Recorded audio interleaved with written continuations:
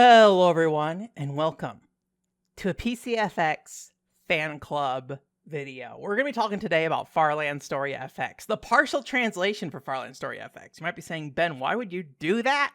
The translation's been out for, at this point, like half a decade. Time flies. But recently, hasnopants, who did work on the Team Innocent translation, decided to go ahead and take some of the work he did on Farland Story and put it out there. So the original version of the partial translation was done by a person named Djlpap, I think is their name, or Djlpap.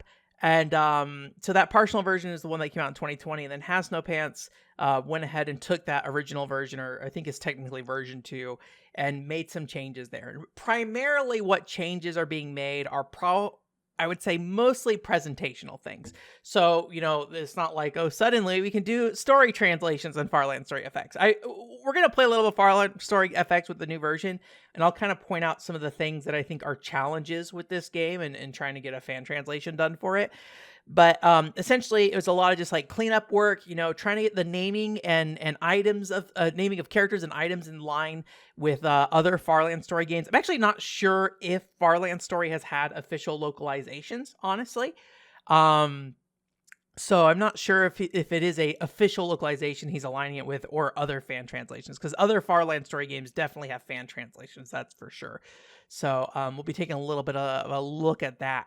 But while we do that, you know, we have previously done a podcast for Farland Story. However, you know, it is a long podcast. It also was integrated with Mr. Jakes, so it became like a Mr. Jakes plus Farland Story kind of thing. So this is maybe going to be a little bit more of a quicker look at Farland Story and kind of just some of my general thoughts and feelings on Farland Story as well. So some of this you might already be familiar with, but, you know, I figured while we're playing Farland Story, I could just kind of go through some things, and also just some things to keep an eye out for, because there's a lot of things when playing the translation that you might not necessarily know are things you should keep an eye out for, kind of thing. So, but first and foremost, we're going to hop in here. Now, I'm going to be honest with you. Farland Story has never played nice with my CD drive. I don't know what it is. I've tried archive quality CDRs, and it is like very, very skippy kind of thing. But primarily there are just like a lot of little things that hasnopants has fixed. So for example, even on this first screen, in the version I had that before the translation version before, this screen said begin instead of new game. But I mean, I'm not saying that begin was never used, but I think new game is typically a much more common way to refer to like creating a new version. And also in going through this, very quick note that like Djlpap, getting text into a video game seems hard enough as is, right? Even if there are issues, you know, I think a lot of video game translation work is like a miracle in a lot of ways. So just the fact that it even got done in the first place, I think is really good, just to make sure we're giving credit where credit's due. So a little skippy, but kind of point here is, you know, there are no like subtitles during this cutscene, right? So that's one thing to keep in mind. I mean, it's similar to pretty much every game except for Trojan, Hekies, or Oegar on the system. I'm going to go ahead and skip that. So it is possible that could be subtitled, or at least have a YouTube playlist, kind of like with Team Innocent. But one of the biggest challenges I'd imagine, as somebody who's not a fan translator, with Farland Story, is you have these little cutscenes. This is where most of the story of Farland Story gets delivered. These two talking heads that kind of pop up as characters kind of show up in chat. You know, there's little character animations, you know, Ark's rubbing his head there and stuff like that, right? But there's no text on screen. So what this, I would imagine, would mean is that if we were ever trying to get a full translation of Farland Story, you would either need to replace the audio with like an English dub, which has its own challenges, right? Or find some way to get text to display on screen, right? I believe the PlayStation version of Farland Story does include text for these little exchanges. So as much as we here would love translations of PCFX video games, this is one where it seems like there's not really an easy way around this outside of, you know, doing some pretty extreme audio insertion or getting some kind of like text to appear on screen. I'm not saying it's impossible, to be clear. I think a lot of things with translations are very possible, But the matter is, you know, time, effort, energy, right? On the Team Innocent podcast, you know, we talked about with like Derek, where you know, he's just like, I only have so much time for this, and there's certain things that I'm just not gonna like dig into anymore, kind of thing. So anyways, so yeah, here we are. Farland Story, welcome. If you haven't seen a Farland Story, this is what it looks like. Farland Story is a little bit of a slow game, but I'm gonna give you some tips. One, I do kind of feel like this is a very good game to use a mouse with on the PCFX, I will say. That being said, I think most people probably don't have a mouse or a mouse that is compatible with the Bluetooth adapter. Excuse me. So I think the big thing is like, yes, it is slow D-pad movement, but make sure you hold down the 3 button, and then it kind of like lets you kind of scroll around the screen a little bit. That is very helpful. We'll be talking about other ways to speed this up in a second here, but it is kind of an old school kind of like strategy RPG. So like when you like, I don't know, look at how much space there is between me and the enemies. I feel like a lot of old SRPGs, there's like 5 turns where you have to just like walk across the screen to get somewhere. I don't know why, but that just seems like it. So a lot of these games are kind of, I feel like, slow. And Farland Story has a lot of this kind of stuff where you just kind of have to move around and end your turn over and over and over again. And that is something that there are some ways to kind of like remedy in here, where you can basically skip a lot of animations. So I'll show you what one of those look like. There's actually 2 different settings you can do here. So you saw this turn, we all moved around individually one at a time.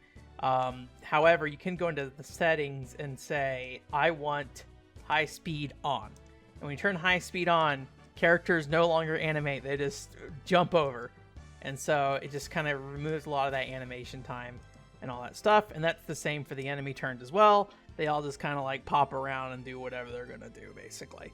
So, so it is like a little way to kind of like speed up the turn order and things like that. So before we get into combat here real quick though, I'm gonna just open up a couple of these menus just so you get an idea of like kind of what's going on here. And I'm kind of curious how it's changed, because I do have some pictures of the menus from before. So a lot of this text right here, like the end turn, party save settings, all that I believe is still the same as before. I'm looking at some of this text just to see if anything super noticeable has changed there. I don't think so. Items, we have herbs and whiskey.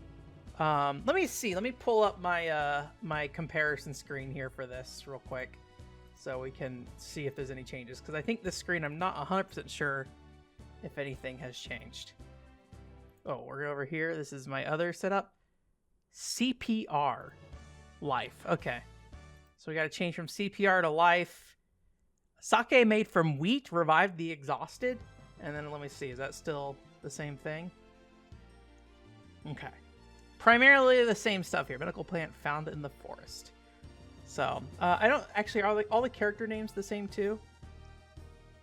Rantia. So I believe in the original translation that we had here, the name was not Rantia. The name was Randia. So I'm not actually sure if... Rantia seems like a weird name too, but I'm guessing there's some alignment somewhere with that, if that was changed. So, but yes, we have a slight name change there. All right, very exciting. Bam. Like I said, very, very small update on this, but a lot of it's just like attention to details kind of thing, right? So we're going to end our turn here. All right, so you're going to see some actual combat here. So part of what I think is the appeal of Farland Story is the combat kind of just looks cool. It has these little kind of, I guess you would say like animation cell look, where everything just looks like it was like a drawn cell, and they kind of scanned it in and digitized it into the game as sprites instead. And so everything just has like a animated feel, but everything's still like super chibi and cute as well still at the same time, which I kind of appreciate. I did not look at the text boxes there. I was too busy talking about the animation cells. Let's see, is anyone else going to attack me this turn? I don't think so. I think everybody's too far away. All right. So let's, so this is a cleric lady. She can come over here and heal Arc or whatever. I didn't check her name if her name's different. I think she's like Alyssa? Something like that. Alyssa. Cast healing magic.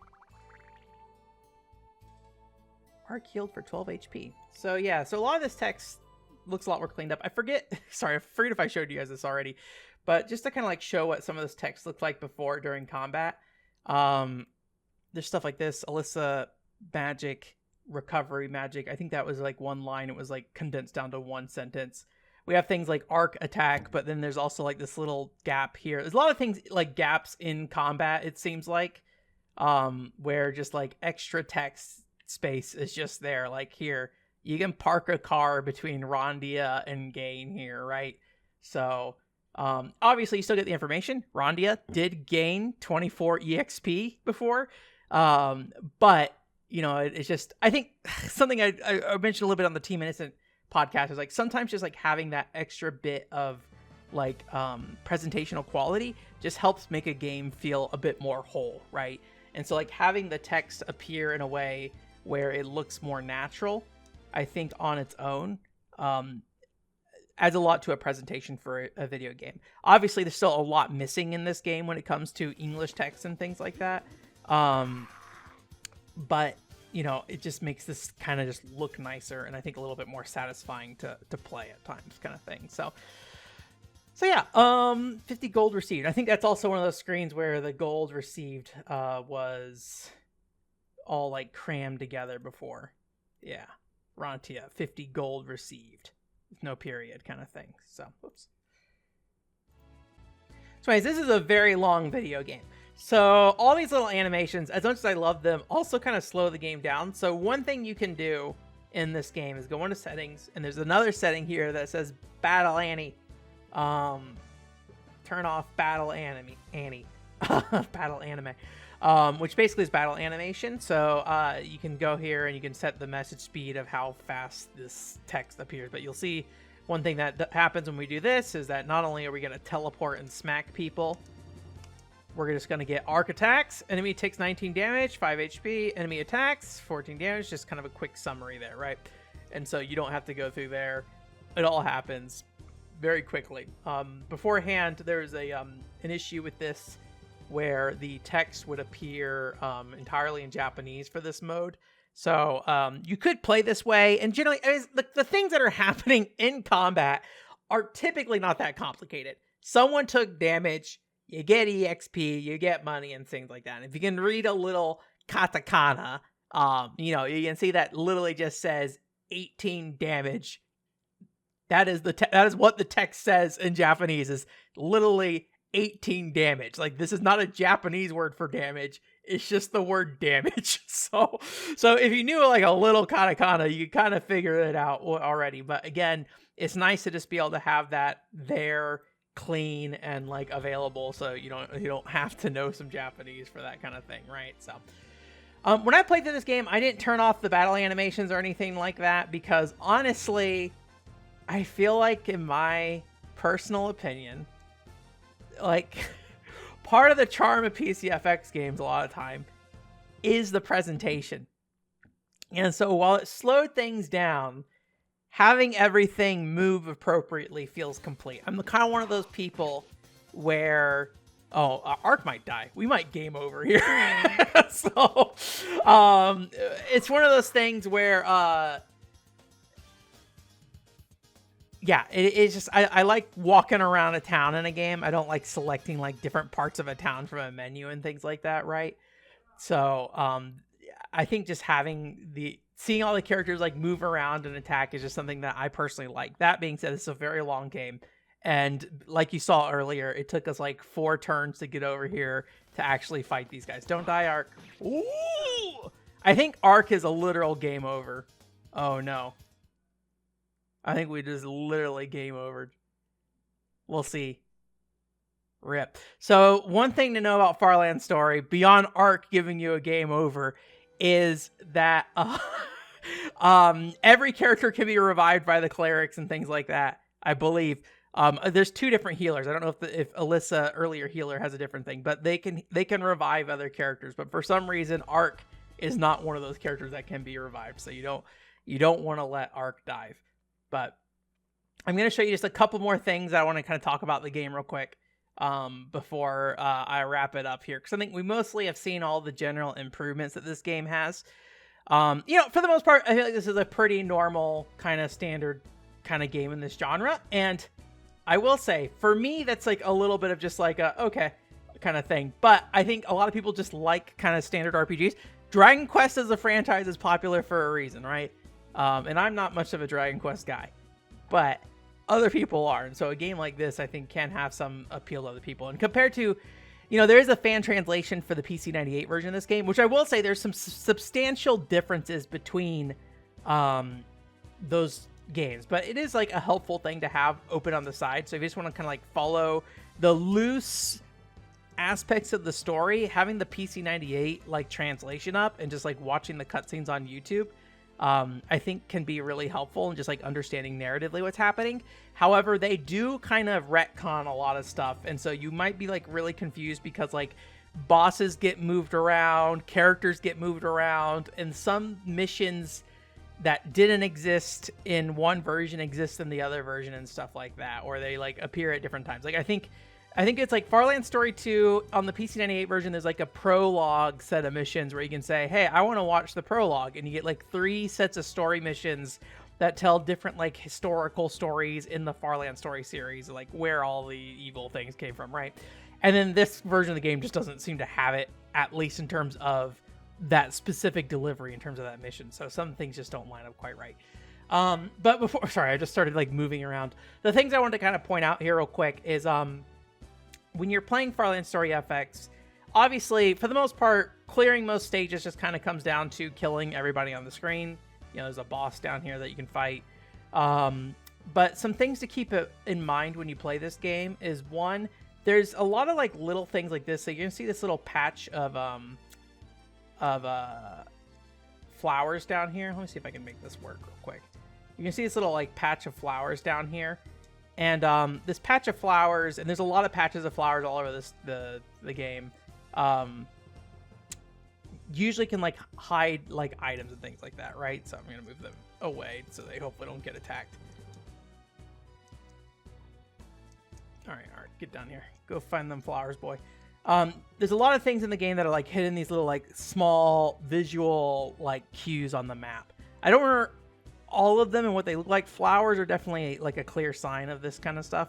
But when you come over here and get your flowers, there's like a treasure chest there with some gold. So just things to kind of keep in mind if you want to like try to get items, things like that. But another big part of that is that narratively there are like certain missions where there are objectives hidden on the map. So this is where like following the PC98 version can help, because you will be able to tell that like, oh, when you start this mission, there's like an old dude who's like, hey, in order to kill this Dracula guy, you got to go get a special lance, a silver lance from the forest. And if you don't know that, you're going to go fight Dracula and you're not going to be able to kill Dracula. And so you're just going to be sitting there fighting Dracula being like, I don't know what's wrong. And then, so if you look at the PC98 version, you can be like, oh, I have to go into the forest, find whatever spot has flowers or whatever it is, and then go there, and then you'll get a silver lance, and you have to make sure you go and like give it to a character who can use it. In the case of this map, only I think this guy could use it. And so there's like things like that you got to kind of look out for, because there's like different mission objectives you might not be super aware of. Most missions you can just go and kill everything. I don't know if there's any kind of like guide for Farland Story FX. I probably should have been writing stuff down. I played through this whole game, and it was fun. Again, it's not super my kind of game, but I think it's a serviceable kind of game in this style. And if you want to go listen to that podcast where Mr. Jakes talked about it, he seemed to appreciate the game a lot more. So he can probably convey to you the core appeals of Farland Story being just kind of like a very straightforward RPG, if I recall correctly. But there's just not a lot of complexity to it, right? And so most things in the game you can just kind of brute force through. But there are going to be some occasional missions you're going to run into that. So if you do get stuck and like, I don't know what to do, go look up the PC98 translation at the very least, and then just go check to see if there's any mission descriptions, or just watch what the player does. And the way it conveys these things, or way it presents these things, is not always 100% the same. So there are some things that like the core idea might be the same between the PC98 version and the PCFX version. Like there might be like, oh, we need to blow up this mountain range here to get to the next area. But exactly how you do that might be slightly different. But the core idea at the very least of when you watch somebody try to blow up the mountain range, to make a hole through it so you can get through. You know that's the core idea of the map. So you can be like, okay, what tools do I have to try to figure this out? And I think if I recall correctly, it might have been like one of the mages has to cast on it or something like that. So just something to keep in mind. Anyways, we're going to wrap it up there, though. Thank you so much. Thank you so much to hasnopants for putting this out. This is not a completed, finished version. Basically, him just kind of like updating an existing thing. I believe in the README, it says like, hey, if you want to like build on this version, if you are looking to do some Farland Story FX work, you can do that. But at the same time, I will say there are things like, so I'm not a fan translator, just to be clear. So I don't know the fan translation, like dynamics and like the politics of it. But one thing that kind of came up with the Princess Crown translation a little bit was just like the lack of communication between people. So it might be worth just also, if you decide to build on this, contacting hasnopants and saying like, hey, I'm going to do this. Because probably, first and foremost, probably can tell you how certain things work to help you figure out what you need to do, right? Like what are the things that he already figured out, right? But also B, then you can, coordinate a little bit better. And so there's understanding between like what's happening and things like that, with that. So, but yeah, it is just a nice, cleaner way to play Farland Story FX, but, still narratively, I think the best option you still have is going and watching the PC98 fan translation or playing through that version if you just would prefer to play that as well. So there's that. But visually, they're very different games in a lot of ways. So I think it depends kind of on like what you prefer from an aesthetic perspective, because that original PC98 game very much looks like a PC98 game in how it's presented. So, but I think aesthetically there are a lot of similarities with the chibi battle animation stuff, but the way it's presented is just very different. So anyways, that's it though. Thank you so much for coming. Thanks so much for watching this video. Thanks so much for checking out PCFX Translations. Go check them out. Play some Farland Story FX and just check it out. Check it out, man. I don't know what else to say. We're wrapping up. Goodbye. Thank you.